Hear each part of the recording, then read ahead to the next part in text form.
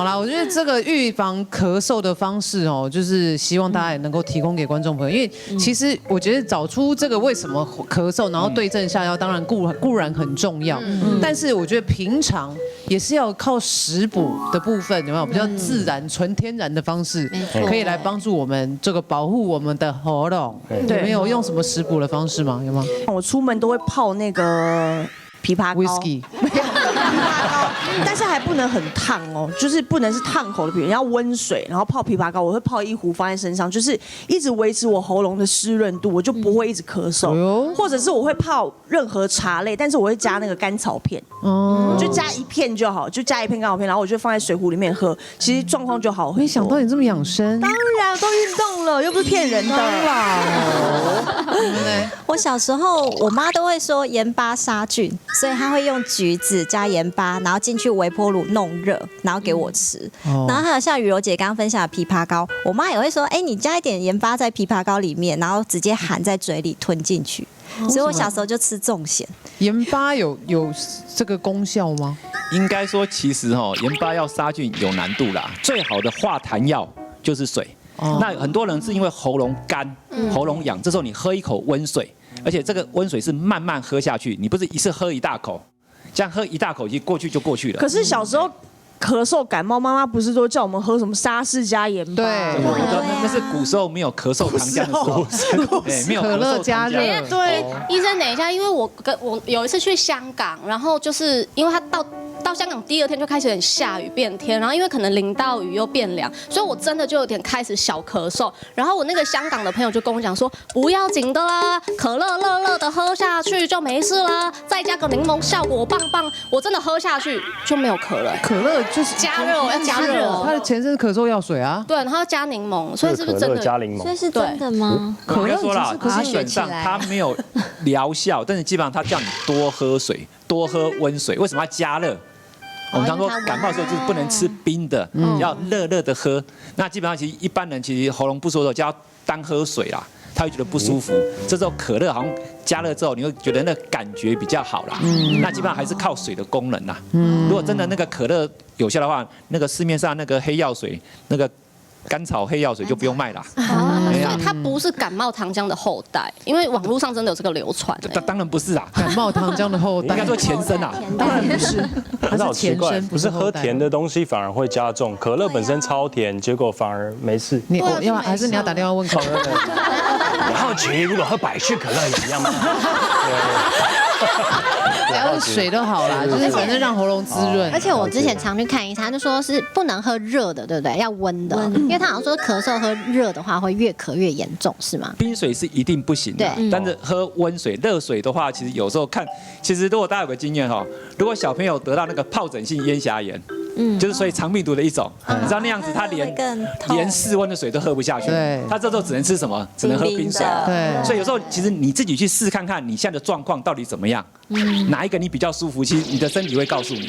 所以一般来说都是喝温水是最好的啦。就是要多喝水这样。但我觉得百病起于寒，身体保暖好像是不是比较不容易受寒？没有这样觉得吗？对，我小时候我妈妈就跟我讲过一个偏方，如果你是因为受寒而咳嗽的话，你就拿吹风机。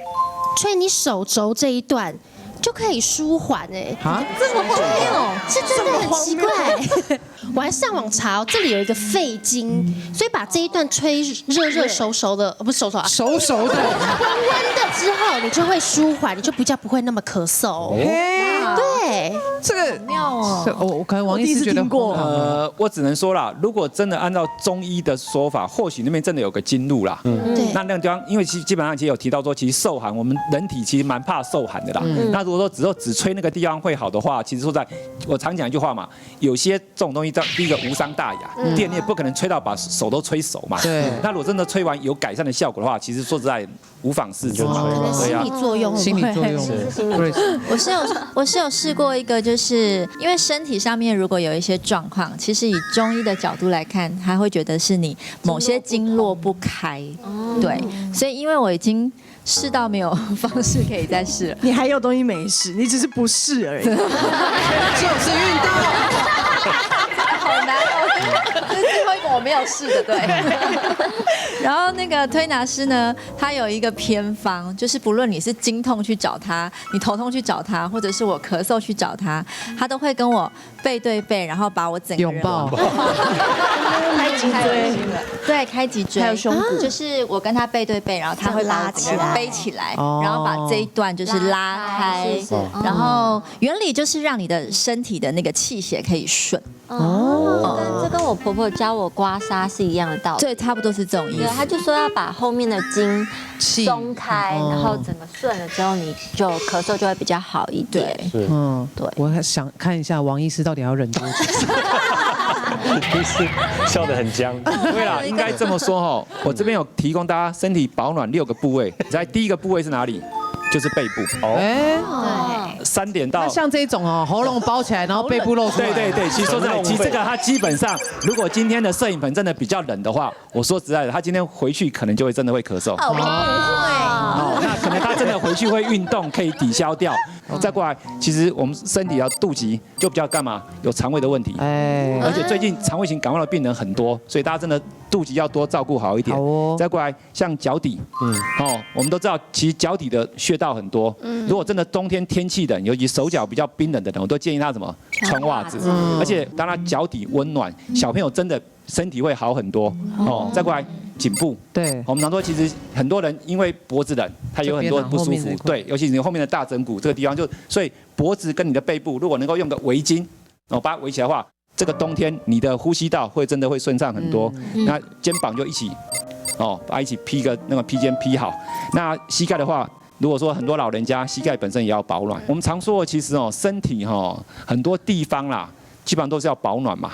那运动只有一个目的，让你全身都这样嘛，热火，对，懂吗？从脚底绕到头顶，所以我常说很多问题，其实基本上运动可以解决很多。你再不行的话，其实我都觉得说，如果你没有时间像雨柔一样去做那种很激烈的运动的话，在家做柔软操、伸展操，也有用。你做个5分钟、10分钟，对，而且你可能一天早上做一趟。下午做一趟，晚上睡前做一趟，起码你这样一天其实慢慢累积，你也做得到50分钟到1个小时，而且你的身体会比较能 Q， 真的对身体是有很大的帮助的啦。OK，雨柔，你运动完之后你会立刻换干的衣服，还是你会保暖吗？会，因为这个问题我只能跟你聊，你知道吗？对。因为其实我的运动还蛮特别的，像我1个礼拜有3天是选手训练，2天是自主练习，但内容都不一样。那我选手训练运动量很大，是大到那种就是我们结束男女生全身都是汗，用地上都是湿的，就衣服就是可以拧出水，所以我们当下一定要马上洗澡，因为你不可能这样出门嘛，衣服换下来一定是长袖长裤，就是外套都会穿好，即便我还在事后在燃烧，还是很热，但我衣服都还是会穿起来，因为那个时候如果一进风，你一定会感冒，真的，对，烤红就刮。对啊，所以真的还是要，你们都没这种困扰。